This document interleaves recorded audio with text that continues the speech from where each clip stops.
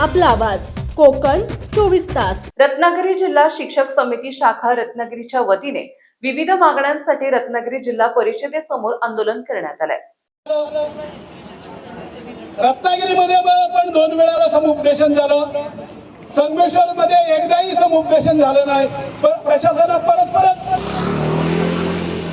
शाळा देऊन टाकल्या। सिंधुदुर्ग रायगड मध्ये असलेल्या सगळ्या जागा या कार्यरत म्हणजे महाराष्ट्रात रत्नागिरी जिल्हा नाही आणि रत्नागिरी जिल्ह्यात सगळे तालुके एक संघ नाहीत, कारण एका तालुक्यानं 2 वेळेला समुपदेशन घेतलं, रत्नागिरी सारख्या तालुक्यानं 2 वेळेला समुपदेशन। मग हे सगळं कायदेशीर आहे का?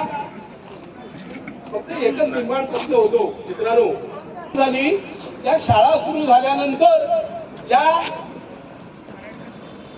शैक्षणिक बाबीसाठीच्या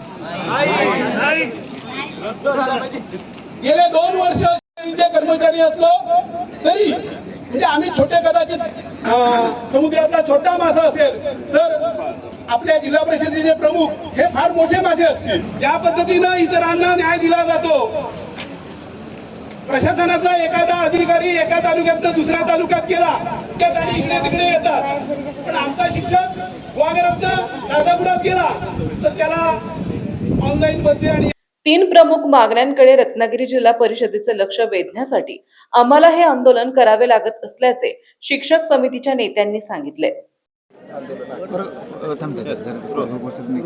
रत्नागिरी जिल्हा प्राथमिक शिक्षक समिती जिल्हा शाखा रत्नागिरीच्या वतीनं मुख्य 3 मागण्यांसाठी आजचं हे आंदोलन करण्यात येत आहे। त्यातली प्रमुख मागणी आहे की जी रत्नागिरी जिल्ह्यामध्ये पदवीधरांचं समुपदेशन झालं, ते समुपदेशन अन्यायकारक झाल्यामुळं ते रद्द करण्यात यावं आणि पदवीधरांच्या गणित विज्ञानच्या ज्या 470 जागा पवित्र पोर्टल मार्फत भरल्या जाणार आहेत त्या रद्द करून त्या सर्व जागा सिंधुदुर्ग आणि रायगड या 2 जिल्ह्यांनी ज्या पद्धतीनं पदवीधरांचं समुपदेशन करत असताना त्यांचं विषयानुसार वर्गीकरण न करता असलेल्या कार्यरत सर्व पदवीधरांना मंजूर असलेल्या सगळ्या पदांवर सामावून घेतलं आणि त्यानंतर उर्वरित असलेल्या पदवीधरांना उपशिक्षक केलं।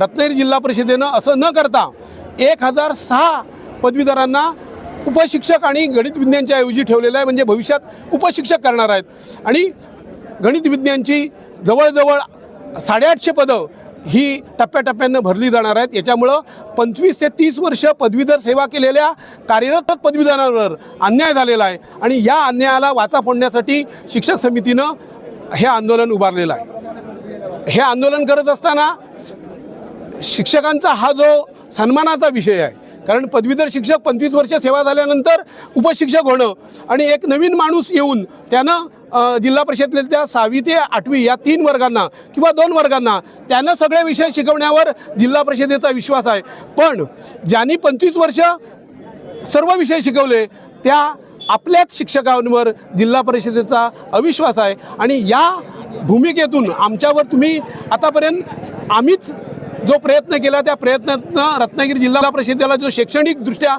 महाराष्ट्रामध्ये 2रा किंवा 3रा नंबर आहे, तो असतानाही आमच्यावर जो अविश्वास आहे त्या अविश्वासाला वाचा फोडण्यासाठी आम्ही हे आंदोलन करत आहोत। रायगड आणि सिंधुदुर्गमध्ये जिल्हा परिषद एक निर्णय घेतला आणि रत्नागिरी जिल्हा प्राथमिक शिक्षक समिती शाखा रत्नागिरीच्या वतीने रत्नागिरी जिल्हा परिषदेच्या बाहेर करण्यात आलेल्या आंदोलनामध्ये प्रमुख नेते आणि कर्मचारी मोठ्या संख्येने सहभागी झाले होते।